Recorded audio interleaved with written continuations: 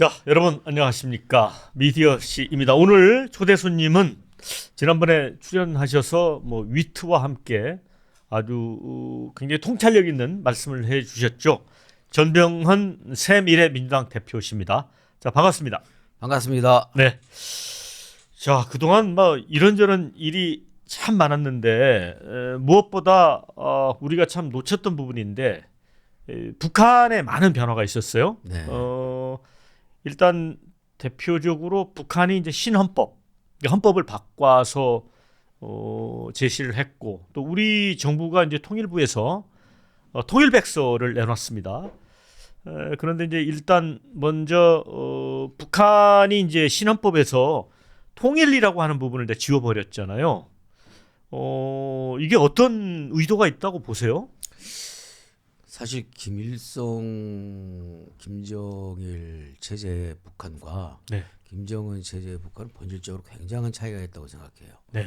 그리고 우리 대한민국 국민들의 인식도 엄청난 차이가 있다. 네. 근데 참 유감스럽게도 이른바 김대중 노선을 따랐던 네. 그런 쪽의 많은 정치인들은 김정일과 김정은을 거의 동일시해서 인식하고 취급하고 있는 것이 네. 굉장히 큰 착각과 오류다 이렇게 해서 저는 생각을 합니다.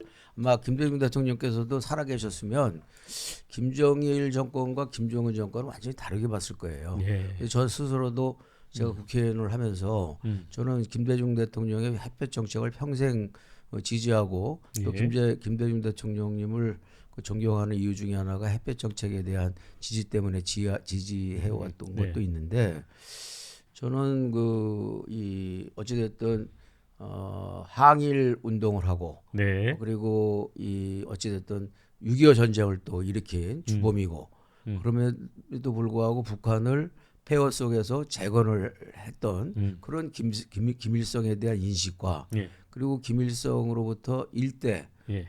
세습, 2대 세습을 한 예. 김정일 위원장은 김일성 선대의 예. 통일, 예. 그다음에 주체성 예. 이런 부분들을 그대로 이어받아서 네. 해왔고 그리고 실질적으로 김대중 대통령과 손을 잡고 만나서 그야말로 상당히 통하는 부분이 있었다고 보여져요. 네. 즉 한민족이 공동체로 주체적으로 네.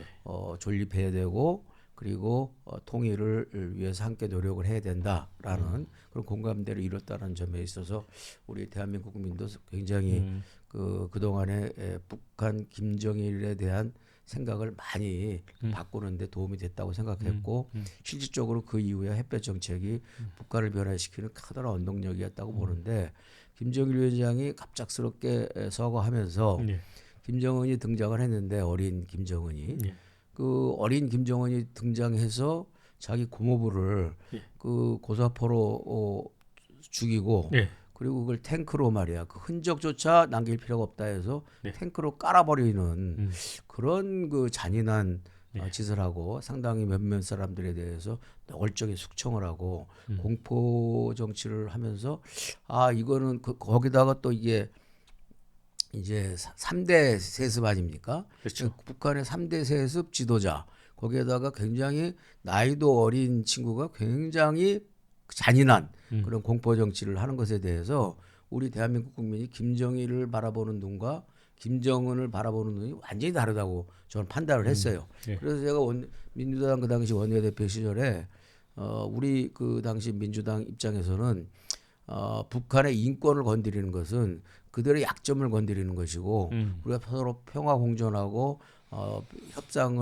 대화 협상을 통해서 평화를 유지해 나가고 궁극적으로는 남북 통일을 이루기 위해서는 그 상대방의 가급적 그 어떤 아픈 점, 약점은 건드리지 말고 좋은 점만 서로 이렇게 격려하면서 가는 것이 좋겠다라는 판단에서 북한 인권법에 대해서 반대를 했는데 저는 김정은 시대는 우리 대한민국 국민이 이 북한을 바라보는 눈이 달라졌다고 생각해서 네. 저는 그때 북한 인권법을 제가 원내대표 시절에 네. 앞장서서 처리를 한 당사자예요.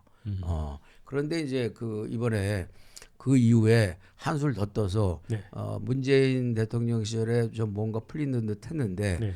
사실은 김정은 정권이 너무 미국을 간단하게 본 거죠. 네. 자기들이 겉으로는 다 북한 핵시설을 파괴하는 것 같이 얘기를 하면서 뒤에 숨겨놓고 있었는데 네. 하노이 회담에서 그것이 들통이 났단 말이에요. 네. 그래서 그게 깨지고 빈손 그 회담이 되어 버리면서 그 이후에는 문재인 대통령과 남한에 대해서 입에 담을 수 없는 모욕적인 그런 공세를 취하면서 적대적 관계를 유지하고 급기야는 이제 적대적 두 국가론을 네. 들고 나와서 헌법도 바꾸고 그리고 최근에 이제 저 휴전선 인근에 네. 서울까지 한 방에 도달할 수 있는 그런 그 장거리 자주포도 배치할 거라고 이제 엄포를 놓고 있지 않습니까?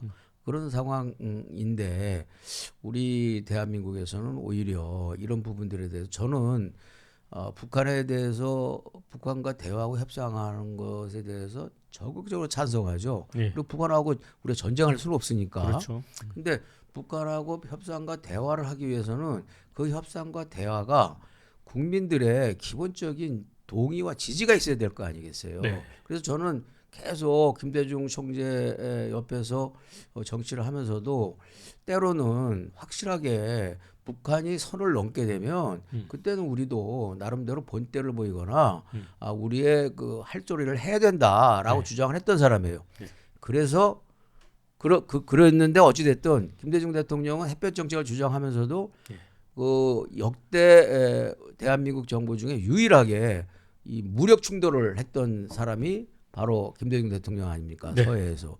그때 제가 국정상황실장 하고 있었는데 네. 깜짝 그 보고를 국방비서관과 안보실로부터 보고를 같이 받으면서 깜짝 놀랐어요. 네. 북한 저 해군들이 함선들의 그 경비정들이 무선 통신들이 다 정치가 되는데 그 감청이 되는데 이게 대한민국 저 함정이 사람도 하나도 없고 네. 그냥 이렇게 해서 이렇게 처음에 밀어내기로 했잖아요 함정끼리. 네. 그런데 저쪽에서는 이제 다 나와서 그 응전 준비를 하고 전투 준비를 하고 있는데 이 남한 쪽 우리 쪽 함정은 전혀 전투 준비가 안 된 줄 알았는데 네.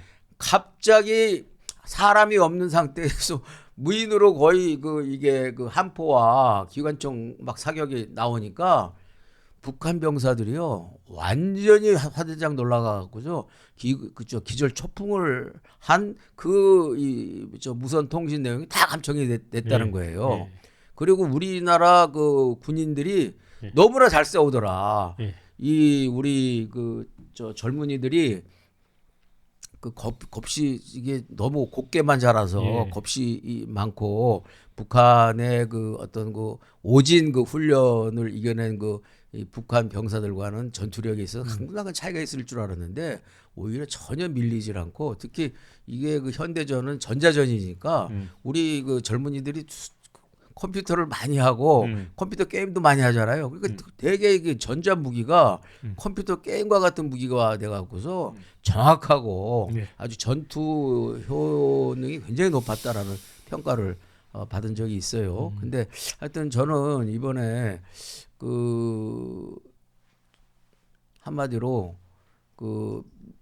북한은 김정은의 적대적 두 국가론 그리고 이 소위 말해서 이제 영원히 우리는 교류도 할 필요도 없고 적대적으로 두 개의 분단 국가로 살자라는 것에 대해서 사실상 이번 정동영 통일부 장관 휘하에 통일부에서 내놓은 통일백서가 사실상 그것을 추인하고 용인하는 항복 문건과 같은 그런 내용이었기 때문에 저 스스로도 상당히 착각이고 너무 지나치게 많이 앞서 나간 것이다. 그러니까 저는 이번 최근에 대북 성공 사건과 관련해서도 이것도 전혀 무관한 것은 아니지 않을까라는 충분히 의심을 살 만하다.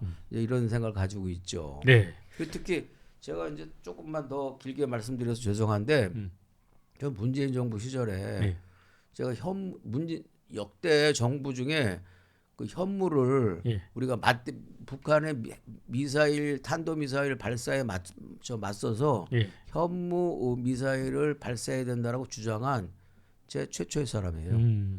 제가 그 당시 정부 수석이었지만 예. 그 당시 그 우리 문재인 정부 초기에 예. 김정은이 엄청나게 도발을 많이 하고 예. 그리고 트럼프라는 불안한 지도자가 예. 등장을 해가지고서 언제 북한을 때릴지 모르는 굉장히 위험한 상황이었잖아요. 그래서 저는 그 이제 수보회의에서 우리도 맨날 우리는 북한에서 걸핏하면은 탄도미사일 쏘고 유도탄 유도탄을 쏘고 그러는데 맨날 그 쏠 때마다 뒤늦게 NSC 열어가지고서 유감이다, 경고한다, 뭐 이게 계속 루틴처럼 되풀이 되니까 너 무력한 것 아니냐. 우리도 그 너네만큼 우리도 미사일 추진체와 그 발사 능력을 가지고 있다라는 것을 현실적으로 보여줄 필요가 있지 않느냐. 우리가 너무 그 순하게만 대응하는 것은 나는 국민들한테도 동의받지 못하고 북한에게도 아무런 도움이 안 된다고 생각한다. 그래서 현무 발사를 제가 주장을 했어요. 한번 보여줬죠. 그래서 우리가 제 기억에는 문재인 대통령 시절에 현무 미사일을 2차례인가 3차례 발사를 했는데 첫 번째 발사했을 때를 제가 잊을 수가 없어요. 왜냐하면 그때 딱 첫 번째 발사를 했는데 북한에서 먼저 발사를 했죠. 그 다음에 우리가 딱 했는데 저는 이제 발사를 해라라는 명령이 있었는지는 아직 모르는 상태였지. 근데 이제 발사를 하라는 명령을 하시고서 그날 그 미국으로 미국 순방을 떠나는 날이었어요. 그래서 성남 비행장에 이제 아침 7시에 모였는데 당시 이제 공보수석에게 NSC에서 발사하기로 이제 결정을 해서 이제 6시 반인가 7시에 이제 발사하는 것으로 그렇게 이제 결정을 했던 것 같아요. 했는데 그 당시 이제 홍보수석한테 그 릴리스를 했느냐 7시 한 10분 정도 됐는데 그러니까 했습니다. 7시에 정확하게 릴리스를 하고 했다고 이제 그렇게 했어요. 근데 이제 떠나면서 한 번도 우리 정부에서 맞대응해서 미사일을 쏜 적이 없었기 때문에 그래서 문재인 대통령이 상당히 걱정스러워하더라고. 그래서 제가 그랬어요. 대통령님 걱정하지 마십시오. 제가 이제 제안하는 사람으로서 걱정하지 마시고 미국 잘 다녀오십시오. 아마 내일이나 모레쯤 여론조사를 하면 잘했다라는 응답하는 국민들이 70에서 75% 정도 나올 겁니다. 절대 걱정하지 마십시오. 그렇게 이제 말씀을 드렸어요. 그랬더니 좀 안도한 표정을 지으시더라고. 근데 실제 이틀 뒤에 여론조사를 했는데 약 74% 정도 잘했다. 맞대응해서 현무를 쏘기를 잘했다라는 여론조사가 실제 나왔어요. 그리고 저는 제가 이렇게 이제 얘기하면 제가 매파처럼 보일 수도 있겠지만 우리나라가 로켓 그 미사일에 대해서 중량과 그 탄도 중량과 그 사거리 제한이 걸려 있잖아요. 미사일 협정에 의해서. 근데 제가 그때 하도 그 북한이 그렇게 미사일을 걸핏하면 쏴대서 이거 진짜 저희도 이거 트럼프의 신기를 건드려 가지고 트럼프가 때리면 어떡하나라는 조마조마한 순간이 많이 있었거든요. 그래서 제가 그랬어요. 우리 이번 기회에 미사일 그 중량 제한과 탄도 거리를 이번에 늘리자. 미국 측하고 협의를 해서 변경시키자. 이렇게 얘기를 했어요. 그랬더니 그 당시에도 이제 수보회의에 있었는데 제가 안보실장도 아닌데 수보에서 그렇게 얘기를 했더니 문재인 대통령이 답변을 안 하더라고. 그래서 하여튼 저는 하고 싶은 얘기를 했기 때문에 그냥 말았는데 그날 저녁에 9시 뉴스에 딱 나오는데 8시쯤에 7시 40분쯤에 청와대에서 대변인이 브리핑을 했어요. 청와대 문재인 대통령과 바로 그날 저녁에요. 문재인 대통령과 트럼프 대통령이 통화를 해서 그 미사일 그 제한에 대한 미사일 규제를 풀기로 했다. 그리고 풀기로 했다라고 그렇게 8시 9시 뉴스에 딱 꼭지에 물려서 보도했어요. 그리고 이제 그 다음 날 회의를 하는데 문재인 대통령께서 설명을 하더라고. 사거리는 그냥 유지를 하기로 했다. 사거리가 우리가 600km일 거예요 아마. 사거리 600km는 제한을 유지를 하고 그 탄도 중량을 해제했다. 근데 사거리 600km는 중국과 러시아가 있기 때문에 네. 그 중국과 러시아를 의식해서 사거리를 유지하고 다만 탄도 중량을 무제한으로 늘렸다. 근데 탄도 중량을 무제한으로 늘린 상태에서 이 사거리 제한은 의미가 없다. 왜냐면은 1톤짜리 그 탄도 발사체에다가 500kg짜리 예. 그 이 저 말하자면 저 탄도를 예. 올려놓으면 사거리가 두 배가 되는 거 아니에요. 그렇죠. 예, 그래서 이 탄도 중량이 중요하기 때문에 미사일 그 발사체 거리는 그냥 유지를 하는 걸로 했다. 이렇게 설명을 하시더라고요. 그래서 바로 제 그 건의가 이렇게 현무 쏘는 거하고 미사일 거리 그 늘리는 문제, 탄도 중량 늘리는 문제가 반영이 된 적이 있어요. 그래서 문재인 대통령도 무조건 그 이 저 북한의 이야기와 주장만 받아들인 게 아니고 일정하게 견제를 하면서 그 대북 정책을 해온 것이거든요. 네. 그리고 어찌됐든 그 트럼프와의 그 관계와 이제 김정은 관계를 중재를 하면서 네. 상당히 이제 좋은 진전이 있었죠. 그러나 북한의 그 김정은의 속임수에 의해서 이게 이제 무산이 된 것이고 네. 지금 오늘까지 이렇게 됐는데 어찌됐든 저는 그 기본적으로 이 우리가 북한에 대해서 너무 오냐오냐 하면은 안 된다고 생각해요. 네. 네. 할 소리는 하고 그다음에 우리가 강하게 반응할 땐 반응하고 네. 그리고 또 받아줄 땐 받아주고 도와줄 건 도와주고 이렇게 해서 절도와 절제 있는 대북 관계와 교류를 해야지 네. 무조건 우리가 전쟁이 무서워서 또는 우리가 그 이 북한의 협박에 마치 굴종하는 것처럼 이렇게 예속된 자세로 보이는 것은 남북의 평화 공존에 아무런 도움이 안 된다라는 측면에서 그런 점에서 이번 지금 이재명 정권의 대북 정책과 대북 정책 자세는 대단히 실망스럽고 김대중 대통령의 햇볕 정책의 본질과 뜻에도 어긋나는 것이다. 이렇게 얘기할 수 있습니다. 굉장히 중요한 부분 말씀을 해주셨어요.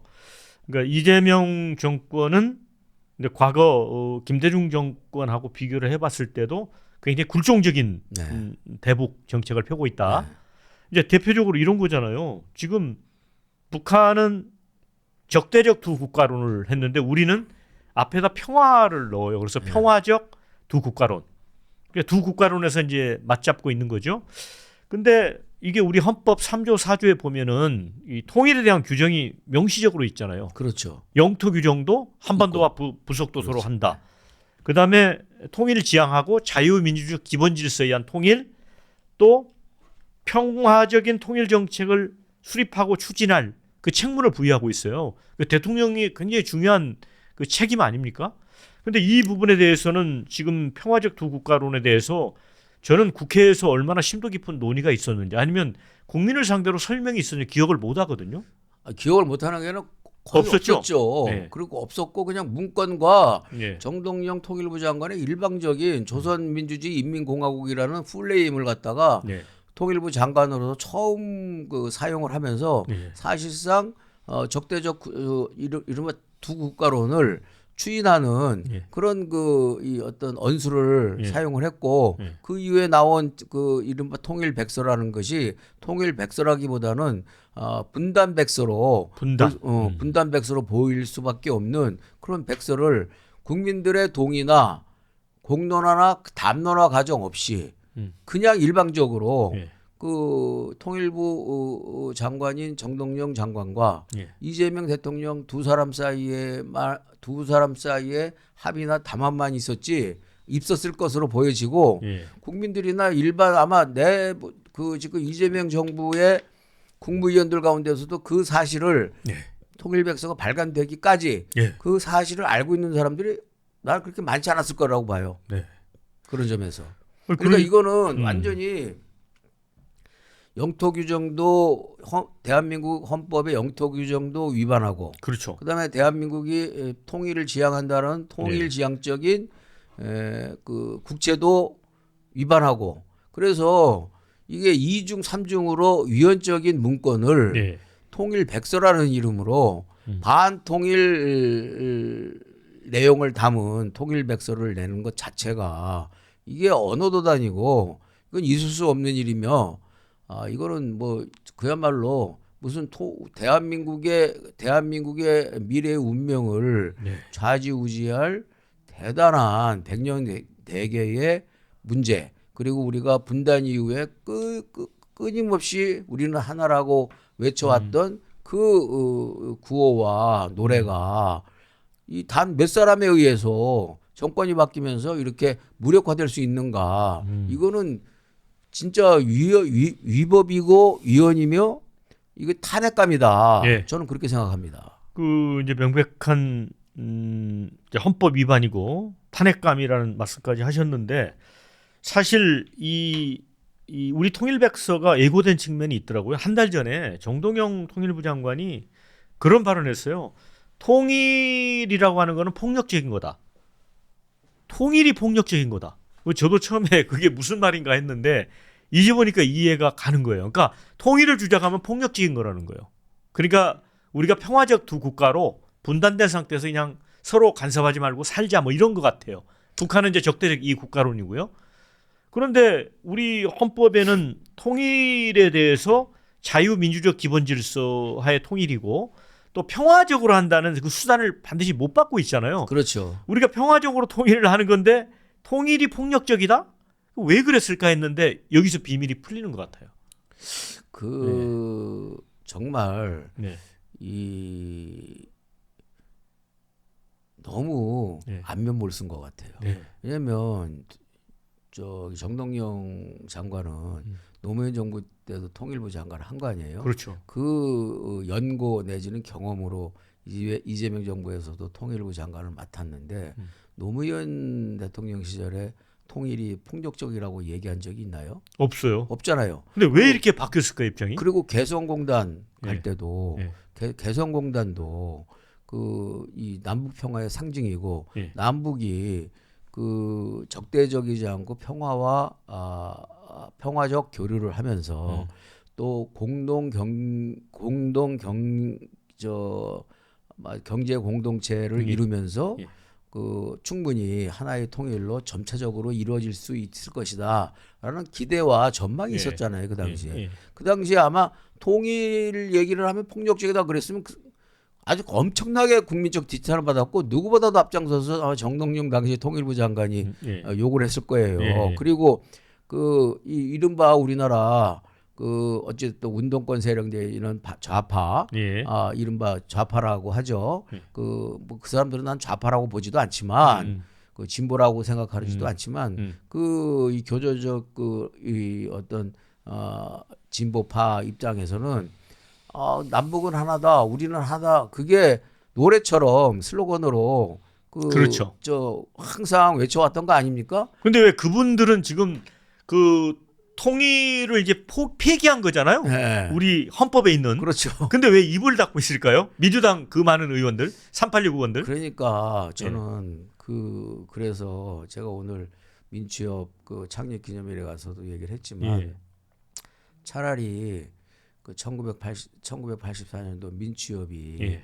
창립되던 때의 국민들은 오히려 행복했던 것 같다. 예. 내가 오면서.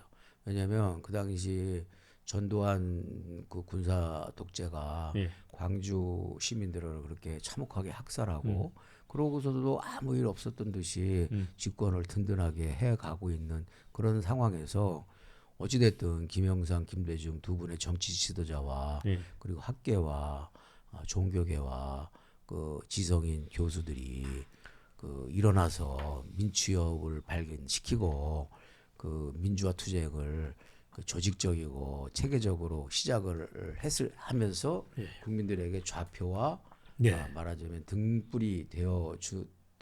등불이라도 있었던 예. 그 시절에 국민들은 오히려 행복했던 것 같다. 지금 시기는 도대체 진영이라는 장막에 가려져 가지고서 옳고 그름도 네. 진영의 기준에서 우리 편이고 우리 진영이면은 팥으로 매주를 쓴다 그래도 그건 진리라고 떠버리고 주장하고 네. 그리고 콩으로 매주를 쓴다고 하는 당연한 얘기를 하더라도 우리 편이 아니면은 네. 이 불의하고 억지를 하는 것으로 그렇게 네.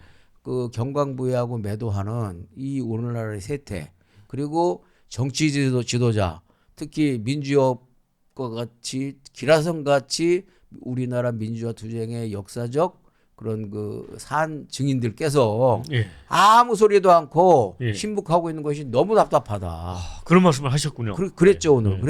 그래서 오늘 민주협이 더 이상 역사와 추억으로 기록될 것이 아니라 오늘날 민주주의와 법치가 완전히 위협받고 있고 염치와 상식이 완전히 소멸되어 가고 있는 이런 상황에서 어느 때보다도 등불과 나침반이 필요한데 예. 민주협 선배님들이 좀 나서서 등불과 옳은소리 국민적 좌표 역할을 해주셨으면 좋겠다. 이렇게 이제 제가 호소를 하고 말씀드렸는데 지금 바로 그 지점이죠. 예. 우리 편이고 예. 우리 진영이고 예. 그리고 우리 정권이니까 예. 우리 정권에서는 무엇을 하든 어떤 잘못을 하든 어떤 반헌법을 하든 네. 다 괜찮다. 예. 오래만 집권해서 기득권만 또 권력만 오랫동안 유지하고 거기서 부스럭지라도 받아먹으면 좋다라는 그런 매우 이기적이고 소화적인 생각에 빠져 있기 때문에 다들 침묵하고 있다고 생각합니다. 네.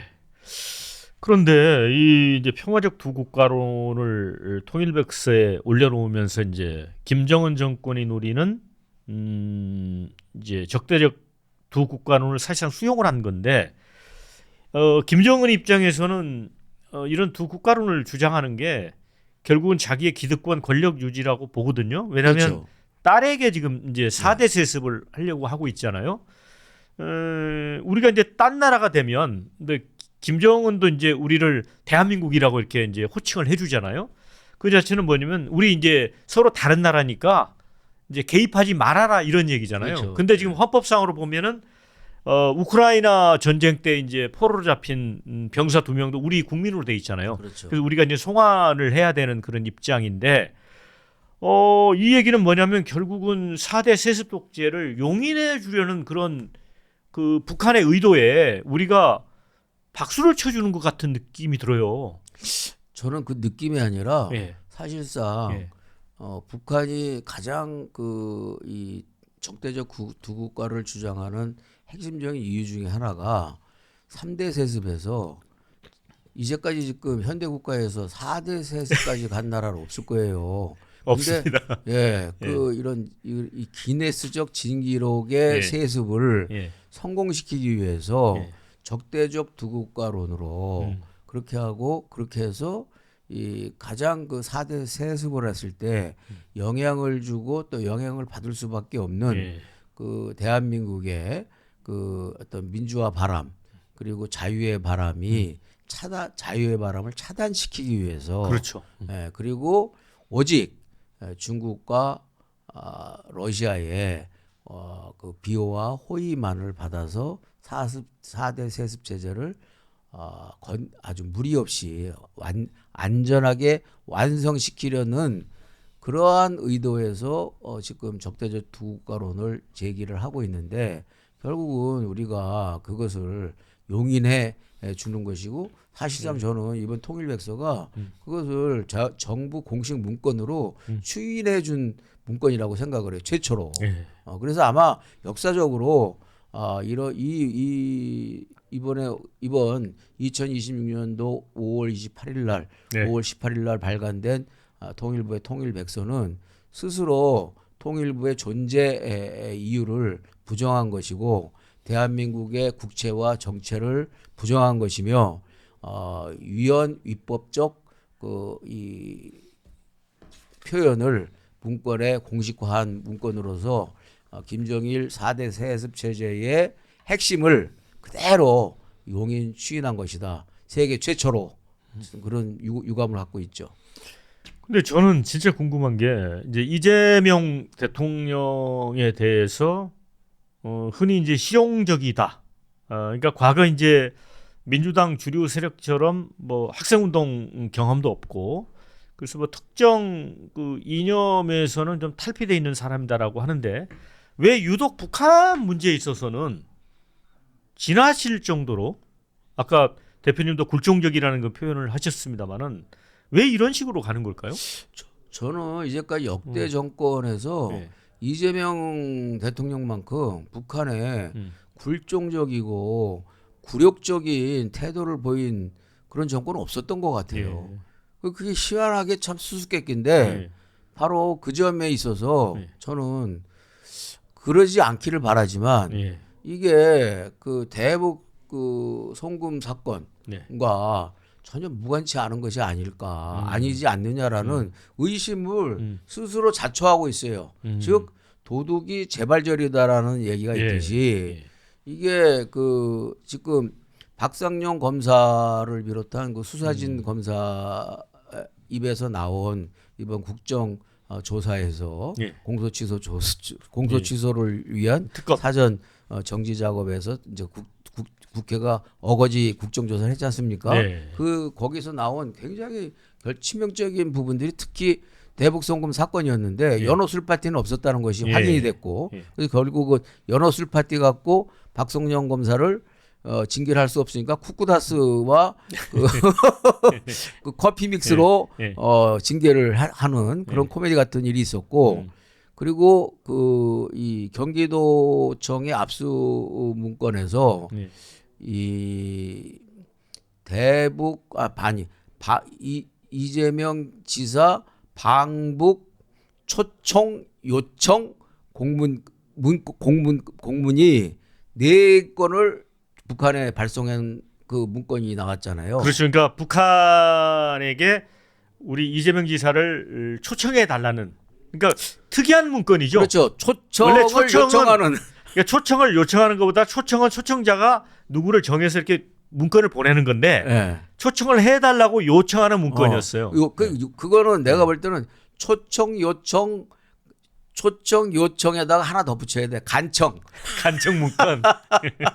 예. 그렇게 보낼 정도로 북한에 한번 다녀오려고 그렇게 그 발버둥을 친 부분이 있고 예. 두 번째는 이 이화영 그 이른바 전국 17개 광역 시도 단체 중에서 유일하게 대북 접촉 담당 부지사를 둔 게 이재명 지사잖아요. 예. 그게 바로 평화부지사라는 이름으로 이화영 씨가 맡고 있었고 그분이 그 뭐 필리핀인 뭐 홍콩 이런 데 가서 실제 북한 그 이 저 관계자들과 만나고 김성태와 함께 만나게 해주고 예. 이런 자리에서 술을 나누고 거기서 형님 동생한 그런 게 녹취가 있고 그런데 거기서 그 이 동영상까지 있지만 그 사진을 그 캡처를 해서 사진을 찍은 사진을 이화영 부지사가 저 이재명 경기도지사한테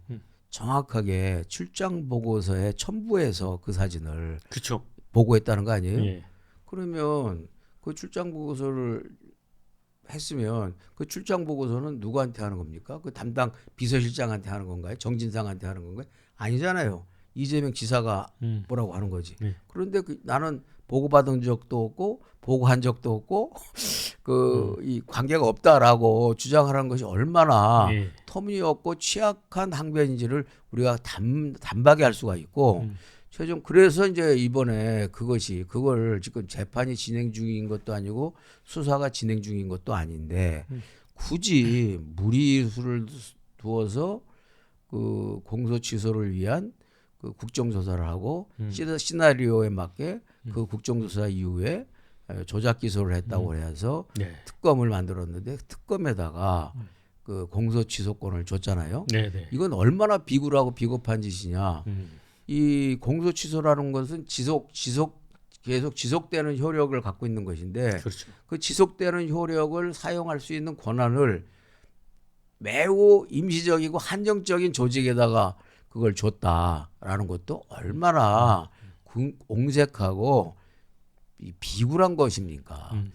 하려면은 그 상시적인 기관에서 해야죠. 법무부 장관이나 검찰총장이나 이런 데서 그 정확하게 정정당당하게 할 일이지 자기들도 그것이 무리하다고 생각을 하니까 한시적이고 임시적인 기구를 만들어서 그 공소 취소를 해버리고 예. 그리고 나중에 그 부분에 대해서 문제를 모두 다 회피하기 위한 그런 면피용으로 그렇게 그 속이 많이 들여다보이는 공작적 공소 취소를 하려고 하고 있는데 예.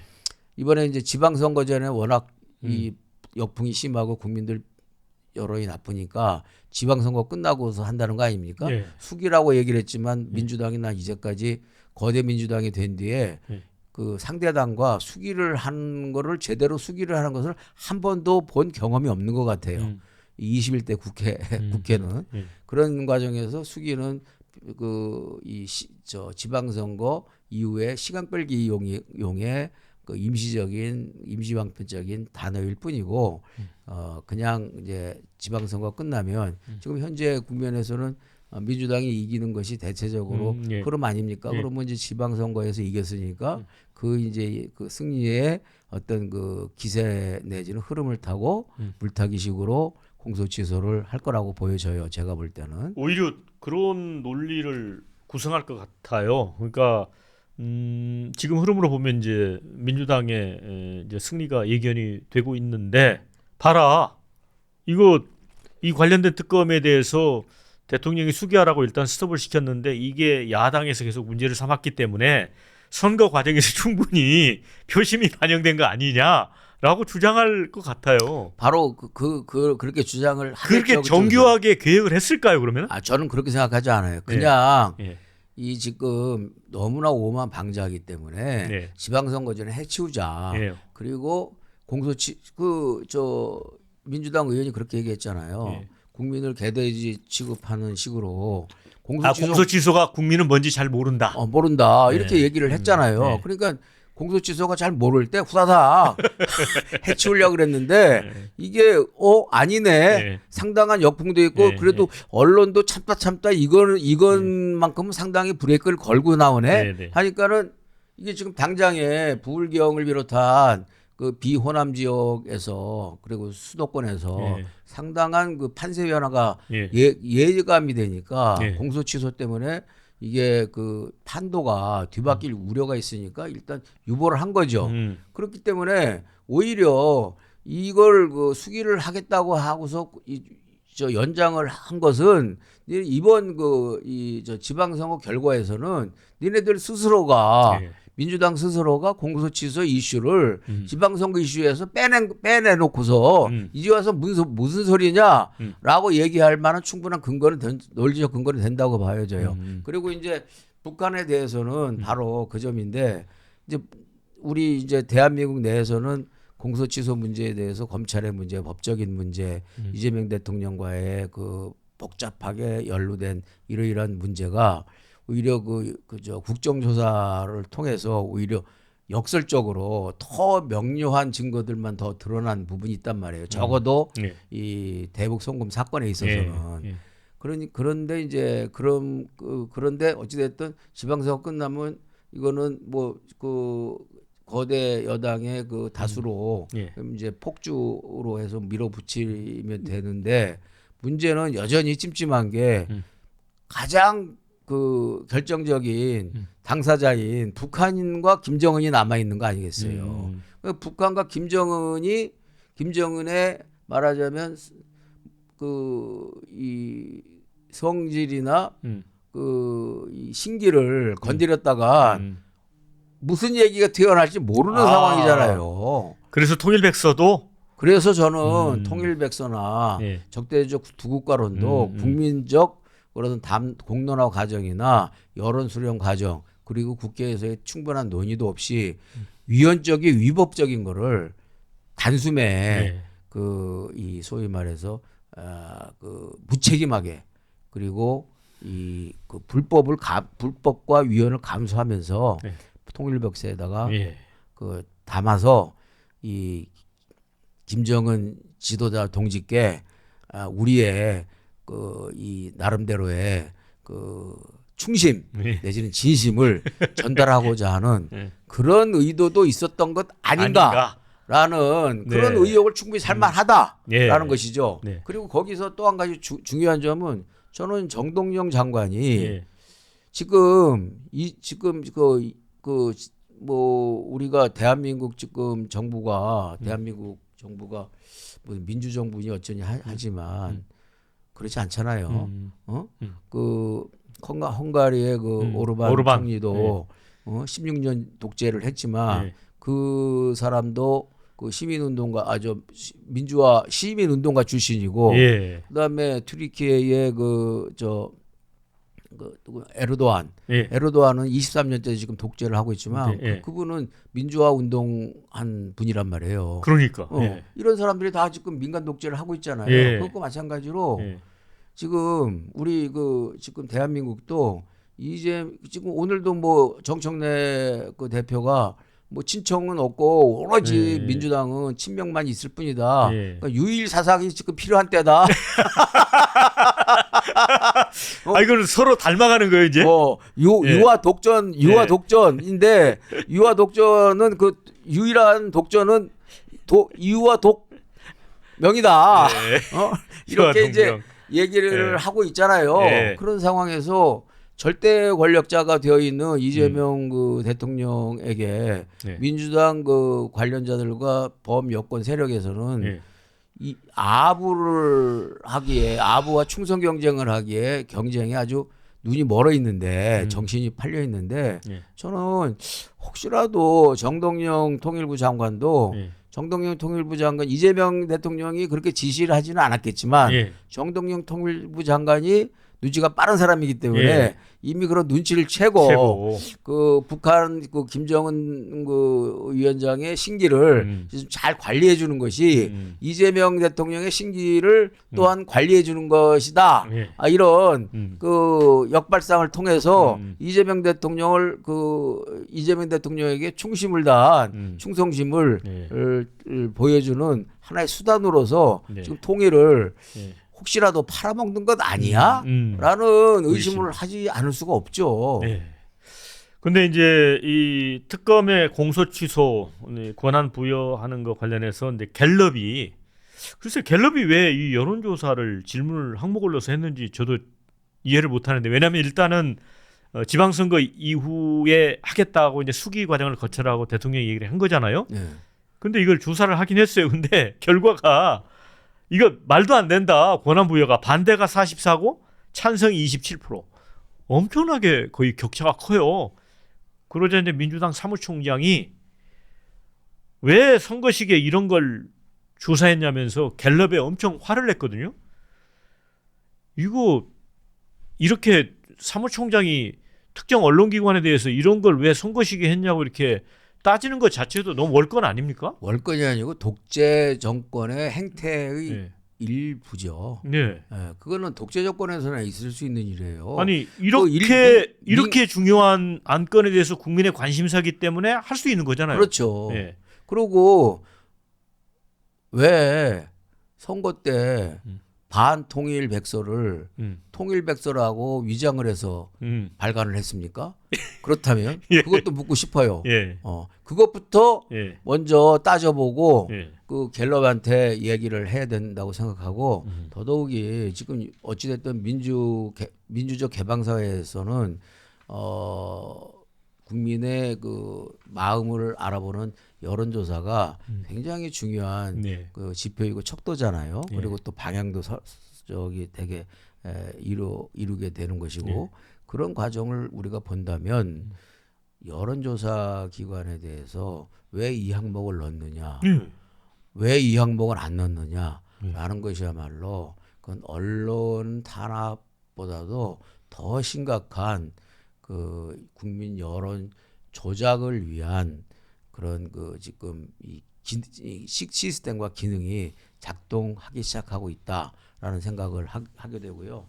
특히 지금 뭐 이 여론조사 기관에다가 그렇게 노골적으로 집권 여당의 사무총장이 그렇게 경고를 하고 네. 겁을 주고 하는 것 자체가 정신 나간 짓일 뿐만 아니라 이미 권력에 마취가 되어 있는 네. 행태를 그대로 보여주는 것이라고 생각합니다. 그래서 저는 이제 이 대목에서 미국의 이제 전설적인 앵커이자 이제 언론인이었던 크론카이터가 예. 한 얘기가 있어요. 언론이 질문을 던지지 않는 사회는 권력자 천국이 된다. 또 어떤 얘기를 했냐면 검증되지 않는 권력은 필연적으로 타락한다. 언론이 침묵할 때 민주주의 심장은 멈춘다. 이런 얘기를 했거든요. 그런데 이 민주당 사무총장이 이제 왜 갤럽이 이딴 여론조사를 했냐 선거 시기에 이 중요한 문제죠 국민 입장에서는. 그런데 이게 단독 기사로는 쓴 언론이 하나도 없어요. 그냥 그 이 사무총장의 발언 중에 살짝 녹여서 썼거든요. 그러니까 지금 우리 언론도 뭔가 또 제가 아는 어떤 그 보수 언론에 그 지금 이제 편집국에 있는 국장급인데 일전에 만났더니 그런 얘기를 하더라고요. 좀 물어봤어요.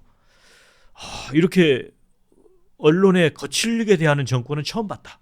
이런 식 정도의 얘기를 하더라고요. 그러니까 구체적인 거를 저한테 이야기하지 않는데 그래서 뭔가 언론들도 많이 겁을 먹고 있지 않나. 어떻게 보세요? 그렇게 보고 있습니다. 그렇게 보십니까? 이게 도대체가 언론이 지금 점점 그 이게 풀이 죽어가고 있고 예. 그다음에 그러니까 문제 제기를 안 해요. 문제 제기를. 기계가 예. 없어요. 그리고 더 심각한 건 7월 1일부터 이른바 예. 그 발효가 되는 예. 미국의 그 정치권과 미국의 언론 사회에서도 상당히 한때 이슈가 되었잖아요. 7월 1일부터 발효되는 소위 말하는 입틀막법, 징벌적 손해배상. 징벌적 손해배상. 그것 때문에 움츠러들었을까요? 아니 그것 때문이라기보다도 이제 그런 부분들이 이제 발효가 되면 더 예. 심해질 것이고 더 심해지죠. 이미 언론 스스로가 예. 이재명 정권이 들어선 이후에 그들이 이 생각이 옳고 그들만의 그 어떤 행태가 정의다라는 독선에 빠져 있는 그런 오만성이 언론을 대하는 태도에서도 가감없이 전달되고 있고 그렇게 전달받은 언론이 역대 어느 정권보다도 자신들을 거칠고 위협적으로 다루고 있다라고 느낄 수밖에 없게 만들고 있는 것이라고 생각을 해요. 그런 점에 있어서 참 매우 심각한 것이죠. 그리고 아까 왜 그 공소 취소를 왜 물었느냐라고 따지기 전에 선거 전에 왜 공소 취소를 위한 국정조사를 왜 했고 예. 선거 전에 굳이 부랴부랴 예. 이 국정조사를 하더라도 선거 끝난 다음에 공소 취소 특검법을 만들지 예. 부랴부랴 선거 전에 처리하려고 만들어 가지고서 그 제안한 당사자들이 그 책임이지 그거를 갖다가 그렇게 한 행태에 대해서 그저 국민들의 심정을 물어본 걸 갖다가 탓하는 것이 이건 완전히 적반하장인 거죠. 예, 그러니까 그런 생각이 나요. 결국 이제 민주당이 어디다 이제 광장 같은 똥을 싸놓은 거잖아요. 그렇지. 그래서 이제 여론조사 기관에서 이 똥을 싼 거에 대해서 이제 여러 가지 의견을 물어본 건데 예. 이걸 혼내고 있는 거잖아요. 네. 똥을 싸놓고. 근데 그래서 바로 혼내는 행위는 아니 그러니까 똥 싼 데다가 예. 오줌까지 싸는 거야 지금. 사무총장의 예. 집권여당 사무총장의 그러한 그 이른바 비난은 비판도 아니고 비난은 예. 똥 싸놓은 데다가 또 오줌을 깔기고 있는 꼬락선이다 이렇게 볼 수밖에 없어요. 근데 이제 과거 같으면 이제 기자협회라는 조직도 있잖아요. 그러면 물론 이제 여론조사 기관이 이제 언론하고는 좀 다른 측면이 있긴 하지만 이런 부분에 대해서는 사실 기자협회보 같은데 기사도 쓰고 네. 왜냐하면 크게 보면 국민의 여론을 다룬다는 측면에서 같거든요. 근데 그런 움직임도 전혀 없어요. 그러다 보니까 최근에 이석연 국민통합위원장이 청와대 행정관이 갑질하고 자신에게 과도한 개입한다고 폭로를 했어요. 근데 이분이 옛날에 경실련의 그 시민활동도 하셨고 그렇죠. 예. 또 이제 전북 출신의 호남 출신 인사입니다. 그래서 굉장히 이제 합리적인 분으로 돼 있는데 근데 좀 이빠른 소리는 했어요. 이재명 아마 대통령에게 그 이제 보수 쪽 인사 중에 많이 이제 들어갔잖아요. 그분들 중에 유일하게 어떤 대통령이 올바른 길로 가도록 쓴소리를 하고 계시는 분이거든요. 그래서 저는 청와대 행정관이 이렇게 갑질했다는 거 보니까 이재명 대통령의 좀 뜻이 담겨 있는 거 아닌가, 좀 이렇게 물러나게 하려는 뜻이 있는 게 아닌가 하는 느낌도 싸게 들었거든요. 아 그래요. 예. 제가 그 이석연 위원장 말씀이 나왔으니까 최근에 한 네. 언론사 네. 창간 그 행사에서 네. 그 만나고 제가 이석연 위원장님 말씀 다음에 제가 축사를 하게 됐는데 이석연 위원장님께서 그날 이제 그날 행사가 AI와 관련된 그런 그 행사였는데 그 이석연 이제 그 국민통합위원장님께서 올라오셔서 AI 기본권 이거를 헌법에 넣어야 된다 이렇게 이제 말씀을 하시더라고요. 상당히 뉴스가 될 만한 그런 꼭지죠. 요즘 AI 뭐 신드롬이라고 할 정도로 AI 지금 세대니까. 근데 제가 그러면서 개헌 이야기를 하시더라고요. 그래서 제가 올라가서 그런 얘기를 했어요.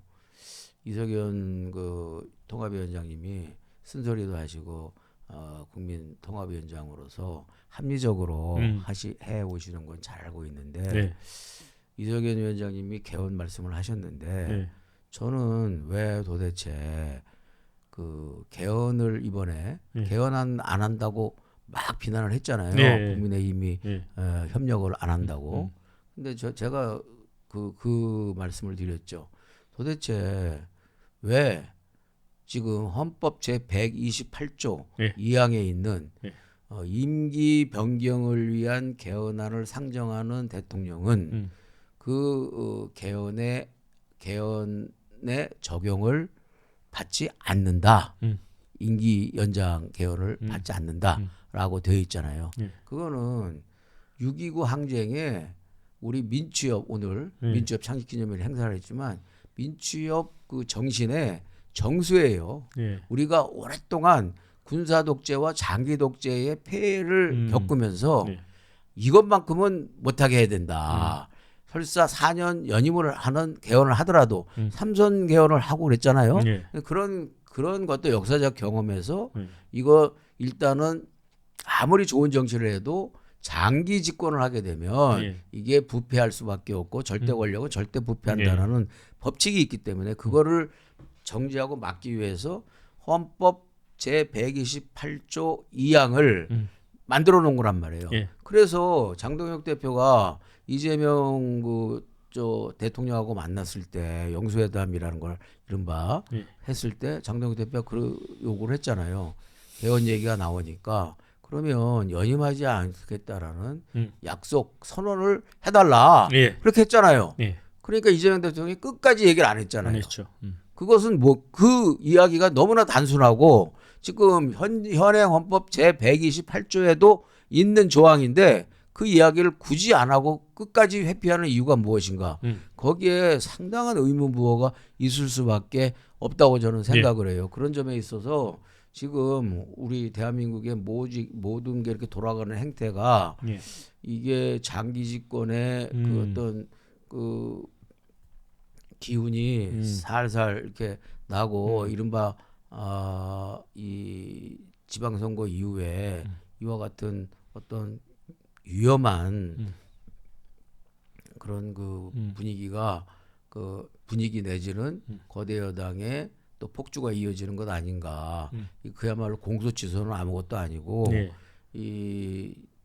지금 현행 헌법을 개헌하면서도 절대 우리가 건드리지 말아야 할 금기처럼 되어 있는 제 128조의 2항 이 개헌 임기를 변경시키는 개헌안을 추진한 대통령은 적용받지 않는다 예외다라는 부분을 이 반드시 수호를 해야 되는데 이것도 건드리게 되는 것 아닌가라는 막연한 불안감이 있죠. 그래서 저는 그 대목이 떠오르네요. 그 어린이날에 이제 청와대 그 초청을 해가지고 이제 대통령이 대화를 하는데 그중 어린이 하나가 저도 대통령 하고 싶어요 이렇게 얘기를 했어요. 그랬더니 이재명 대통령이 뭐라고 답변했냐면 그거 5년밖에 못해 이렇게 얘기했단 말이에요. 근데 이게 지금 어찌 보면 이제 오세훈은 이제 그 지금 소시장을 몇 번 하는 거예요. 그러니까 뭐 그렇게 또 해석할 수 있지만 저는 그 대목이 대통령은 한 번밖에 못해. 이게 여러 가지로 해석이 되더라고요. 아니 이미 예. 지난번 그 이제 계엄령으로 인해서 탄핵이 되고 예. 그리고 이제 사실상 재보궐선거에 재선거가 이제 이루어지는 상황에서 제가 제일 먼저 저는 계엄령 하기 전에 처음부터 주장한 게 그거였어요. 우리 당이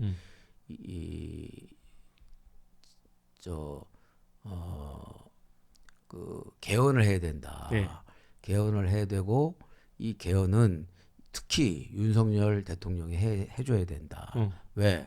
윤석열 대통령은 남은 임기가 3년이지만 그 워낙에 실정이 많고 예. 김건희 등 구설수가 많아서 앞으로 무슨 일을 하든 성공한 대통령이 되기는 틀렸다. 예. 윤석열 대통령이 유일하게 대통령으로서 역사에 남을 수 있는 그나마 성공한 대통령으로 변신하려면 네. 그 누구도 임기 제한에 걸려서 네. 그 누구도 개헌을 못했는데 네. 그 개헌을 본인의 임기를 1년 축소를 하고 그 4년만 하고 2028년도 국회의원 선거와 대통령 선거를 동시에 치를 수 있도록 예. 제7공화국 선거를 동시에 치를 수 있도록 개헌을 하고 1년 조기 퇴진하는 그런 개헌을 하는 게 윤석열 대통령이 지금까지 지난 2년 동안 해온 국정 실패의 행태를 일거에 만회하고 그야말로 김영삼도 김대중도 노무현도 이명박도 박근혜도 못했던 그 누구도 못했던 그리고 문재인조차도 못했던 네. 이 대역사를 네. 제7공화국의 새로운 대한민국의 역사를 한 단계 업그레이드 하는데 그거 하나로도 엄청난 기여를 하는 것이다. 그렇게 주장을 하면서 개헌을 계속 주장을 했어요. 그렇게 해서 그리고 이제 나중에 저희가 연대의 그 대상으로 조건을 뭘 걸었냐면 그걸 걸은 거예요. 이번 선거는 재선거이긴 하지만 보궐선거이기 때문에 2년 마친 3년 임기를 남겨놓은 대통령이 하는 것이니만큼 이 대통령 대신에 이제 하는 것이만큼 5년을 하지 말고 이번에 지난 작년 6월달에 시행되는 대선의 당선자는 개헌을 임기 동안 개헌을 완수를 해서 낡은 87년 체제를 현대화시키고 개혁시키면서 그러면서 본인은 3년만 딱 하고 내지는 2년만 하고 제7공화국 탄생에만 기여를 하고 물러가는 과도기형 제7공화국 탄생 대통령으로서 하는 그 세력화 연대를 하겠다. 그렇게 우리는 주장을 했는데 이재명 대통령 모든 당시 후보가 다 그 부분에 대해서 받았어요. 한동훈조차도 예. 맞아요. 홍준표도 예. 그리고 또 한승주도 예, 그 당시에 맞아요. 예. 그다음에 그 김부수도 그렇게 받았죠. 예, 맞아요. 유일하게 이재명 대통령만 완전히 개헌에 대해서 부정적이고 네거티브했어요. 그리고 한 번도 개헌에 대해서 긍정적인 이야기를 한 적이 없어요. 그래서 그 당시에 제가 이런 이야기도 정대철 헌정회장한테 일찌감치 얘기를 했기 때문에 이 비하인드 스토리인데 정대철 헌정회에서 개헌에 대해서 완전히 드라이브를 걸었어요. 정대철 회장님도 공감을 해서. 그러고서 이제 있고 저는 이제 그 비서실장도 만나서 얘기를 하고 정무수석도 만나서 얘기를 하고 그다음에 친윤 일부 사람들한테도 그렇게 해서 윤석열 대통령이 마지막을 말로를 좋게 마무리하는 유일한 방법이다라는 설득을 설파를 하고 돌아다녔는데 근데 이제 정대철 회장님이 이제 그 개헌을 이제 매우 좋은 아이디어다 해서 그걸 추진을 했거든요. 예. 잘 아시다시피. 그러고서 제가 정대철 회장님 또 뵙고 지금 윤석열 대통령하고 한번 만나서 얘기를 해보시는 게 좋겠다. 설득을 한번 해보시라고 제가 그런 얘기를 드린 적이 있어요. 솔직히 비하인드인데. 그랬더니 그 12월 십며칠 날 만나기로 했대. 그래 만나서 저녁을 먹으면서 저 얘기를 하기로 허심탄회하게 얘기를 하기로 했대. 그래서 그때 자기가 한번 마음 먹고 한번 설득을 해보겠다고 이런 말씀까지 하셨어요. 그런데 12월 3일 날 우리가 아니라 저기 윤석열 대통령께서 엉뚱한 계엄령을 발동을 한 거죠. 그래갖고 역사가 뒤틀게 버린 거죠. 근데 아쉽습니다. 어찌됐든 가장 중요한 거는 이재명 대통령 그 당시에 자기가 3년 임기를 채우는 대통령은 절대 하기 싫었고 5년을 다 채워야 되겠다는 생각을 가지고 있고 그다음에 지금 사법 리스크 때문에 네타냐후는 재판을 받고 있음에도 불구하고 그것을 어떻게 되든지 모면하고 면피를 하기 위해서 사실은 호전적이고 전쟁 도발을 갖다가 두려워하지 않고 있잖아요. 네, 일부러 전쟁한다는 얘기도 있어요. 그럼요. 네타냐후가. 충분히 우리가 그렇게 의심할 수가 있죠. 예. 그래서 그 사법 리스크를 피하기 위해서 그런다라는 그 부분도 있는데 이재명 대통령이 네타냐후를 특별하게 그 더 미워하는 이유를 그 왜 미워하는지는 모르겠지만 저도 굉장히 미워해요 사실은 아니 이제 네타냐후를. 체포해야 된다고 이제 그러니까 발언을 했잖아요. 그러니까 뭐 이스라엘 총리가 한국에 이제 오지 않을 것 같은데 진짜 오면은 더 곤란해질 것 같은데요. 아니 체포해야 된다고 했으니까. 그러니까요. 그런데 이미 네. 체포령이 네. 떨어져 있는 상태잖아요. 네. 그런데 저는 이스라엘에 대해서 어찌됐든 이스라엘만큼 또 호전적인 그 나라도 없잖아요. 자기들 생존을 위해서 그 사람들은. 그렇죠. 그러니까 그런 점도 또 한편으로 이해를 해줘야 되는 점도 있지만 북한에 대해서는 그렇게 절절매면서 호전적인 것에 대해서 왜 김정은에 대해서는 체포영장 그 얘기 안 하냐고 이준석 대표가 얘기했더라고요. 아 그래요? 예. 나 그 얘기 하고 싶었어요. 예.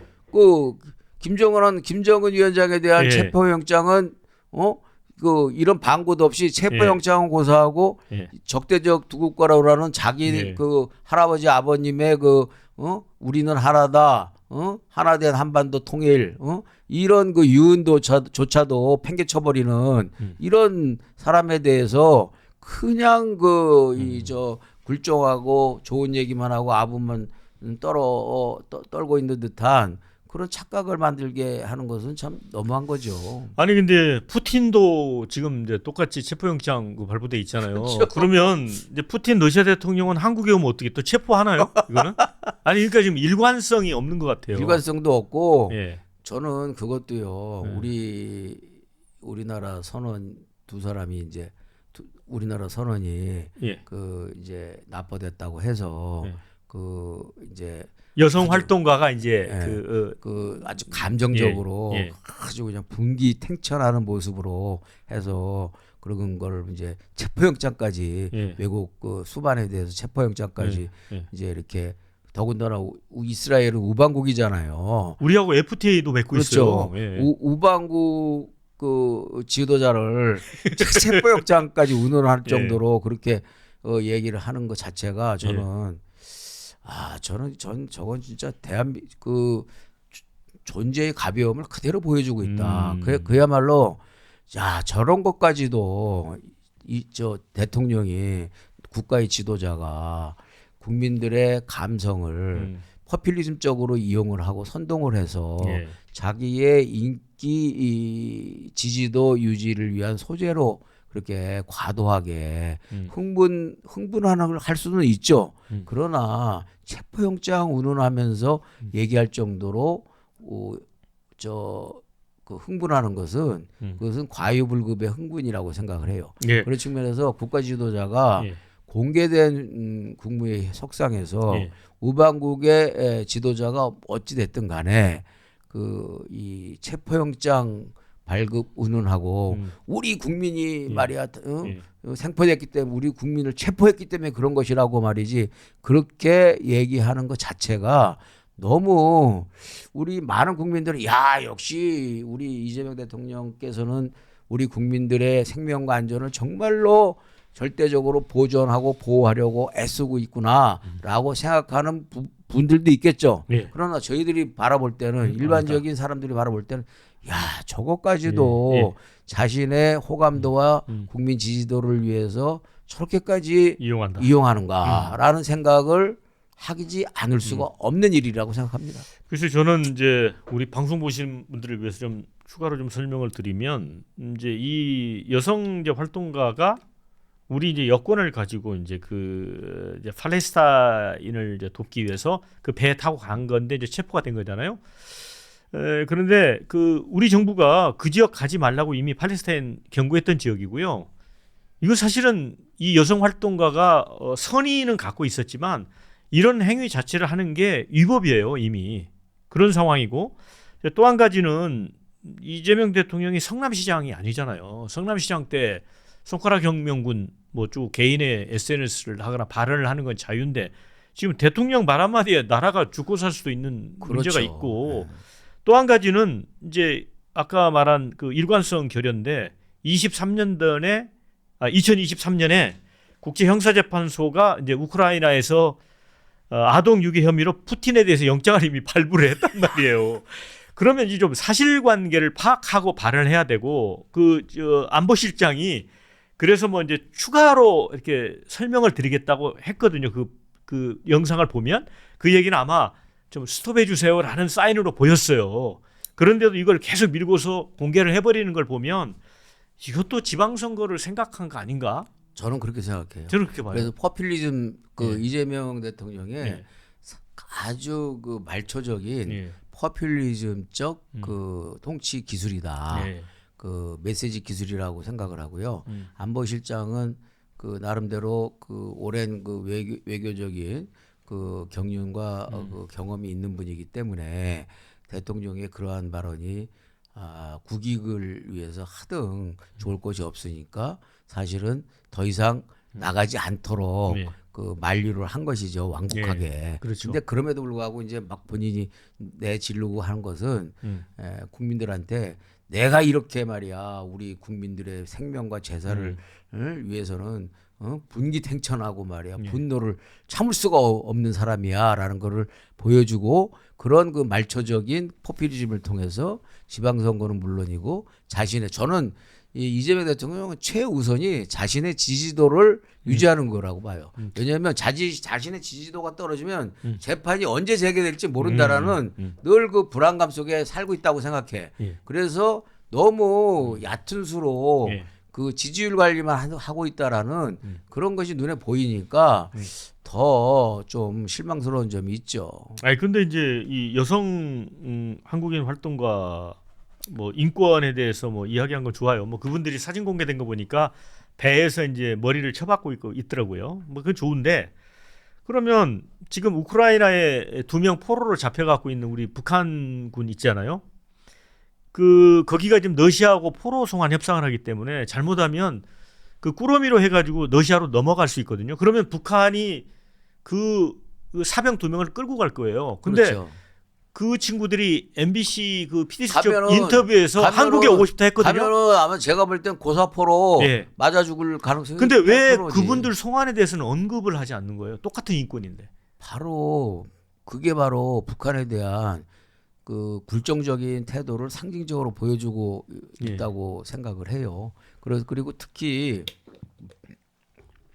이 이재명 그 대통령이 왜 그렇게 북한에 대해서는 관대하고 다른 부분에 캄보디아니 무슨 이스라엘이니 이런 데는 그렇죠. 그렇게 막말하듯이. 막말하듯이 예. 그렇게 나서고 그리고 특히 저는 그 점도 참 약간 희한하다 이렇게 생각이 돼요.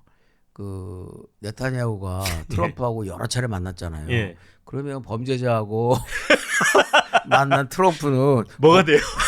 아니 체포해야 될 사람하고 지금 만나고 있잖아요. 그러면 그 공범 아니야? 난 정말 하나만 생각하지 두 예. 개를 생각하지 않고 그게 바로 실용인가? 실용이 아니라 포퓰리즘이죠. 포퓰리즘. 예. 전형적인 포퓰리즘이죠. 예. 그리고 저는 이 대목 있잖아요. 그래도 네탄야후는 물론 이제 체포영장이 발부돼 있어요. 그렇긴 한데 뭐 그래서 이제 그 재판도 이제 받고 있는데 여러 가지 뭐 부패 혐의가 있고 그래요. 그런데 그래도 또 전쟁 휴전하고 그러면 또 재판정에다가 재판은 받고 있거든요. 그러니까요. 그래도 뭐 재판주의를 하거나 그러진 않아요. 네타냐후는 뭐 저 체포해야 된다고 주장을 하는데 그런 생각을 안 해봤을까 몰라요. 그러니까요. 그래서 네. 제가 볼 때는 네. 아마 혹시라도 이재명 대통령이 그 이번에 그렇게 그 신경질을 내면서 그 체포영장 발부를 말씀하신 것이 혹시라도 같은 그 범죄 리스크 저 사법 리스크가 있는데 우리 나는 지금 재판 안 받고 있는데 너는 왜 나가서 전쟁까지 일으키면서 재판을 끌고 받냐. 있는데 네. 넌 왜 재판을 받느냐? 내가 옹색해지게 한번 골지른 거죠. 그런 그 투정도 있는 건 아닌가? 그렇게 우리가 예. 생각해 볼 수도 있을 것 같아요. 네. 그렇다는 것이 아니라. 네. 근데 이제 마지막으로 지금 확장 재정 논란을 좀 짚어봐야 될 것 같아요. 올해 이제 국채 발행이 한 110조 원대 되는데 지금 오늘도 환율이 1,510원이었어요. 네. 자, 이제 고환율이고요. 또 이제 이렇다 보니까 10년물 우리 국고채 금리도 지금 뭐 4%가 넘었어요. 이재명 대통령 초기에 2.5%로 시작했거든요. 네. 그렇다 보니까 시중에 대출 금리 또 올랐습니다. 그래서 지금 이제 가계 대출 받은 분들은 뭐 죽을 지경이에요 지금. 자, 그런데 이재명 대통령은 그렇게 또 글을 올립니다. 곡간을 꽉 쥐고 있으면 쥐가 먹는다. 곡간을 비우라고 있는 것이지 쌓아두라고 있는 것은 아니다. 이 곡간에 대해서 전혀 상식적인 사람하고 다르게 해석을 하거든요. 곡간을 쌓아놓으면 쥐들이 먹는데, 그러니까 풀어야 된다 이게 확장 재정. 근데 지금 이 경제 전문가 제가 물어보니까 고환율이 전혀 무관하지 않아요. 우리가 다른 나라에 비해서 통화 가치가 굉장히 더 떨어졌거든요. 이거 어떻게 보세요? 아주 심각한 문제라고 생각하죠. 지금 우리 곡간이 쥐가 갉아먹을 정도로 쌓여있는 게 아니라 쥐가 떠날 정도로 텅텅 비어 있고 나날이 곰팡이가 더 썩어 들어가고 있다라는 사실을 착각하고 쌓여 있는 줄로 착각해서 그렇게 재정을 물쓰듯이 펑펑 쓰고 있는지는 모르겠고요. 특히 고환율에다가 지금 고물가 아닙니까? 고물가에다가 지금 고유가 전쟁으로 인해서 고유가가 또 와서 또 인플레가 또 심화되는데 거기에다가 확정 재정까지 또 하면은 엎친 데 덮친 격이 되는 것이고 그렇게 되면 정말 이 환율이 지금 1,500원대를 며칠 동안 계속 지금 유지를 하고 있는데 이 1,500원대만 유지된다고 볼 수가 없어요. 그렇잖아요. 1,600원도 가고 1,700원도 가게 될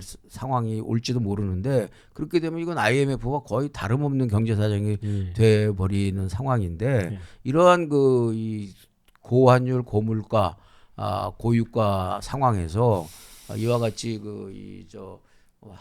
대책 없는 확장 재정만 하게 된다면 그나마 지금 그 반도체가 그 호황이어서 그걸로 조금 버티고 있는 것인데 그것마저도 지금 삼성 노조의 그 무리한 그 파업 협박에 의해서 많이 흔들리고 있고 이 소위 말해 한국이 새롭게 저는 이번에 삼성 노조의 파업이 그나마 잘 파국으로 안 가고 종결돼서 다행이라고 생각하지만 이번에 삼성 노조의 그 파업 위협으로 해서 한국에는 코리아 리스크 이외에 노조 리스크가 또 하나 심각하게 생겼다.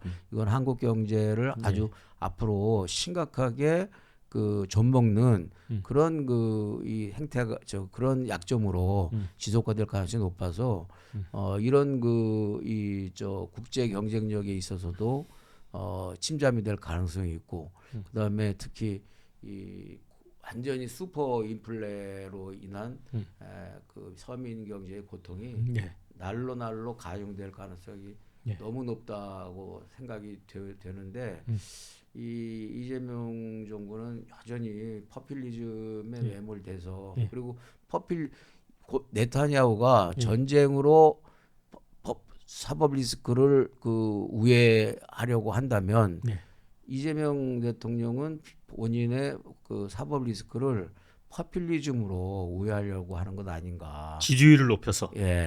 그런 저 걱정이 있어서 참 여러 가지 많이 생각이 듭니다. 근데 이제 아까 삼성전자 파업이 일단 유보된 거에 대해서는 이제 다들 뭐 국민들도 가슴을 쓸어내리긴 했지만 그 내용을 뜯어보면요.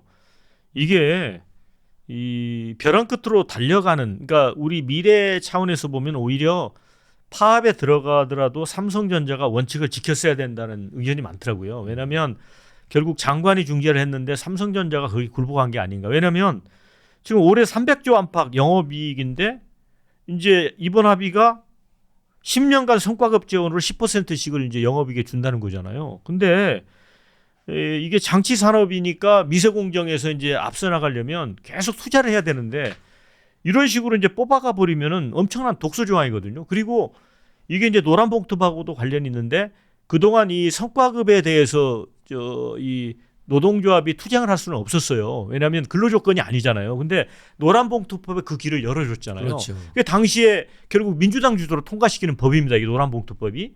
그런데 이준석 대표도 페이스북 글을 올렸던데 거기는 국회 본회의에 참가했는데 반대표를 던졌더라고요. 국민의힘은 아예 투표장에 안 들어갔고.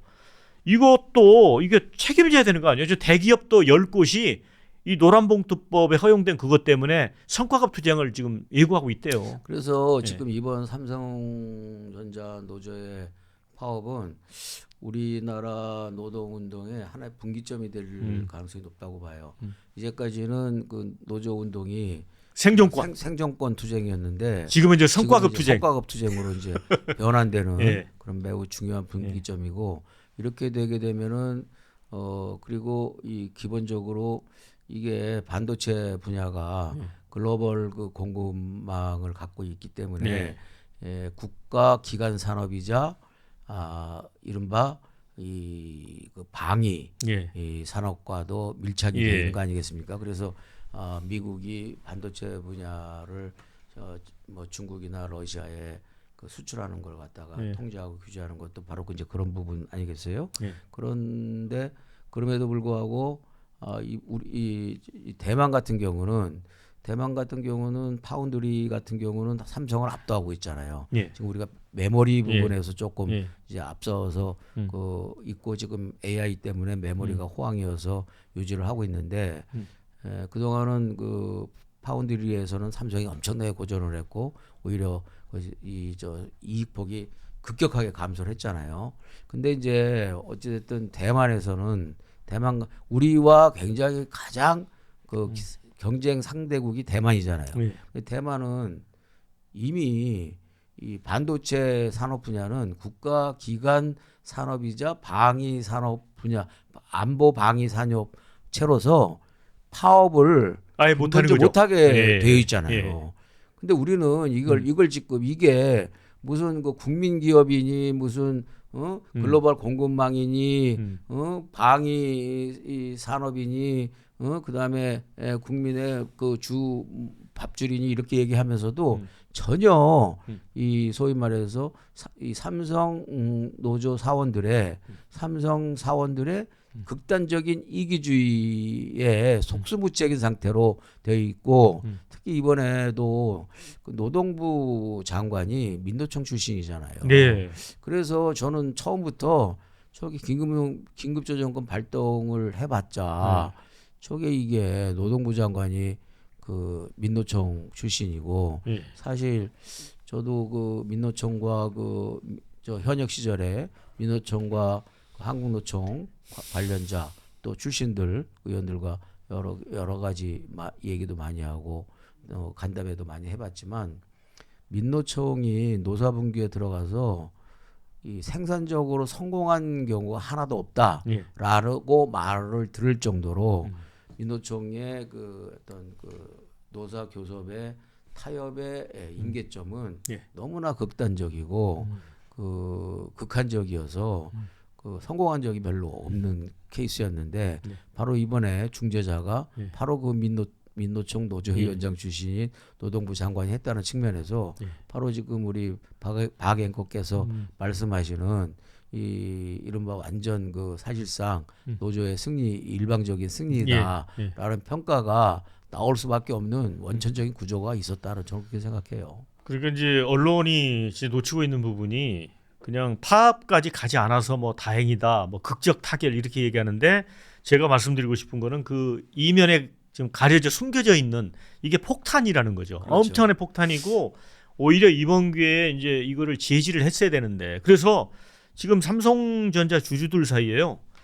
삼성전자 회사하고 노조를 상대로 소송을 준비하겠다는 그런 움직임도 있습니다. 이거 생각해 보세요. 10년 동안 영업이익의 10%를 그렇죠. 저도 제가 만약에 네.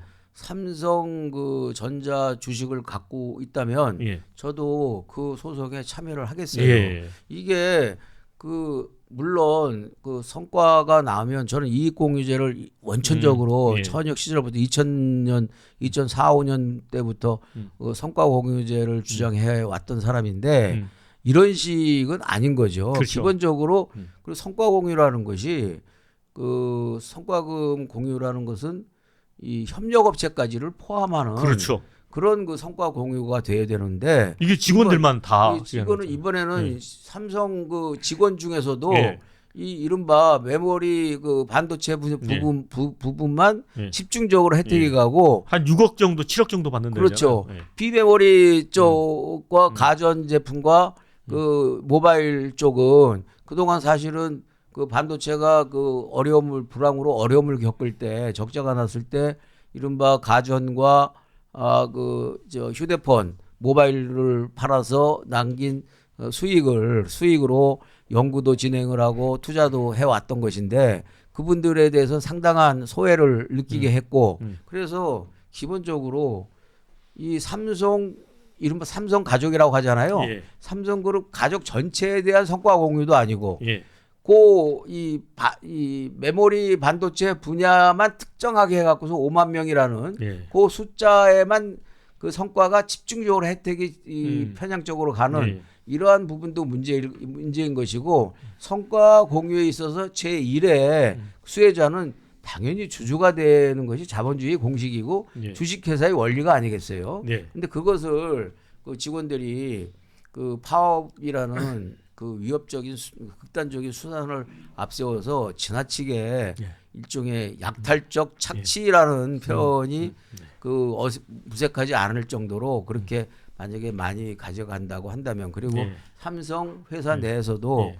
그 동일 그 계열사 내에서도 서로 상대적 박탈감 그리고 그 계열사 협력업체 이런 데서는 더더욱이 그 상대적 박탈감을 가진다면 그것은 귀족 노조를 넘어서 로얄 귀족이 로얄 노조가 되어버리는 것이죠. 그리고 저는 이번에 아마도 이게 오래 못 갈 거라고 봐요. 예. 왜냐하면 삼성도 예. 지금 현대차가 예. 휴머노이드로 해서 예. 그 자동화 설비를 한다고 그러니까는 처음에는 깜짝 놀라고 모두가 다 환영했다가 이 나중에 이게 진짜 이제 자동화로 되면은 인간 노동력이 배제가 예. 되는 것이 눈에 보이게 되니까 예. 또 이제 현대차 노조에서 그 휴머노이드 투입을 반대하고 그쵸. 나섰잖아요. 예. 그건 코미디예요, 사실은. 그렇게 갈 수밖에 없는데 그걸 막는다. 근데 그렇게 갈 수밖에 없는 것을 막을 것이 아니라 그렇게 가는 것이 더디게 가도록 그러니까 무리한 요구를 하면 안 되는 그렇지 거죠. 무리한 요구를 하면 안 되는 거죠. 근데 이번에 삼성전자 입장 내지는 이재용 회장을 비롯한 그 임원들 입장에서는 경영진 입장에서는 야 이거 하루빨리 자동화해서 그 인간 노동력을 최소화시켜야 되겠다. 머릿속에서 로봇이 떠올랐을 것 같아요. 그렇죠. 당연히 그렇게 갈 거라고 봐요, 예. 저는. 예. 그래서 이게 아마 그 삼성전자에서도 자동화 설비 계획을 이미 계획을 해 놓고 있을 거라고 보여지는데 그 계획을 제가 볼 때는 이번에 이제 그 10년 계약을 했잖아요. 예. 그러면은 그것을 이번에 확 앞당길 거라고 봐요. 예. 예. 그래서 오히려 삼성 그 노동자들에게 자기 수명을 자기 제촉. 근로 수명을 예. 스스로 단축하는 결과가 됐다. 그래서 어쩌면 이것이 소탐 대실일 수도 있다 이렇게 보여집니다. 자 마지막으로 이거 하나만 좀 물어볼게요. 민주당 김문수 의원이 그 이제 전남 지역 의원인데 민주당 김문수 의원. 예. 옛날 성북구에서 예. 시의원했어요. 예, 이분이 논란을 일으켰어요. 어떤 발언을 했냐면 감시하려고 이 국회의원 만들어 놓은 거잖아요. 전라도 사투리로. 네. 따까리 하려면 공무원 해야지 이렇게 갖고 공무원들이 들고 일어섰습니다. 근데 이거 어떻게 이해를 해야 돼요? 국회의원들은 그런 생각 합니까? 공무원들을 따까리라고 생각해요? 그러니까 국회의원은 감시하려고 만들어 놨다. 그러니까 선출직 우위론 같기도 하고요. 왜 민주당 의원이 이런 발언을 해가지고 또 편기풍칼을. 김문수 의원이 예. 본시 예. 서울시 의원 할 때부터 예. 좀 실언을 좀 많이 하는 분이에요. 그렇게 이해하면 됩니까? 네, 저도 잘 알고 예. 있지만 예. 그리고 지난번에 또 재보궐선거에서 예. 실언을 해가지고서 완전히 재보궐선거 현장에 얼씬거리지 말라는 예. 그런 출입 금지 명령까지 받은 바 있는 것으로 알고 있어요. 그러- 당내에서. 그러면 이거는 시스템 에러가 아니고 휴먼 에러로 이해를 하겠습니다. 그거는 휴먼 에러라고 생각을 하는 게 맞을 네네. 것 같습니다. 민주당 한 의원의 휴먼 에러다. 이런 결론입니다. 자, 오늘 우리 전병환 대표님과 거의 한 뭐 90분 대담을 한 것 같은데 너무 즐겁게 말씀을 들었습니다. 항상 이 풍자와 해악이 넘치시고 또 촌철살인 또 이게 뭔가 통찰력을 느낄 수 있는 그런 대담이었던 것 같습니다. 감사합니다. 저희가 매달 한 번씩 모시도록 하겠습니다. 수고하셨습니다. 고맙습니다. 네. 감사합니다.